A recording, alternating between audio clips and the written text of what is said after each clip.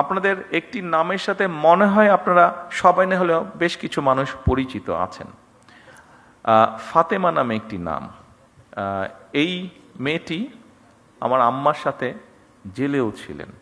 যেহেতু আম্মা অসুস্থ ছিলেন, ও অনেক বছর ধরে আছে, আমাদের পরিবারের একজন সদস্য হয়ে গিয়েছে সে।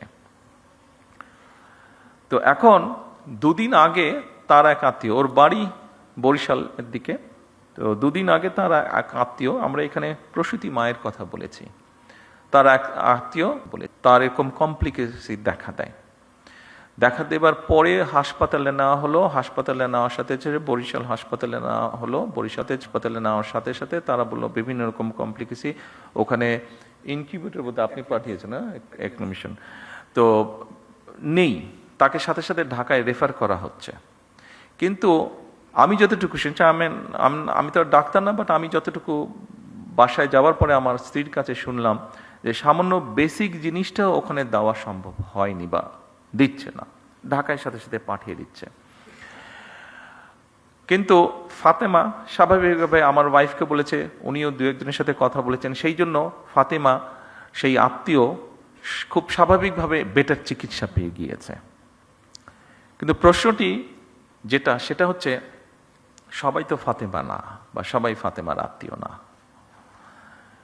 ফাতেমার আত্মীয় হয়তো সে যেহেতু ফাতেমা ছিল, সেই জন্য আমার স্ত্রী ঘটনাটি জানতে পেরেছে, স্বাভাবিকভাবে উনি টেক কেয়ার করেছেন। তার আত্মীয়টা বাচ্চাটা হয়েছে, বাট অসুস্থ, তারপরেও মোটামুটিভাবে ম্যানেজ করা গিয়েছে, ঢাকায় আর আনতে হয়নি খুব সম্ভবত, যতটুকু আমি জানি।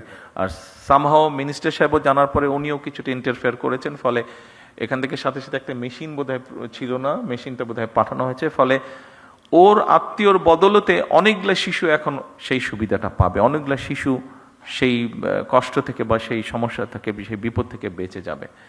কিন্তু যেই কথাটা আমি বলতে চাইছি, ওখানে যারা দায়িত্বরত ছিলেন তারা যদি আরো একটু যত্নশীল হতেন, তারা যদি আরো একটু কেয়ারফুল হতেন, তাহলে হয়তো অনেকগুলো সমস্যাকে এড়ানো যেত, সব না হলে অনেকগুলো সমস্যাকে এড়ানো যেত। আপনাদের কাছে আমার অনুরোধ থাকবে,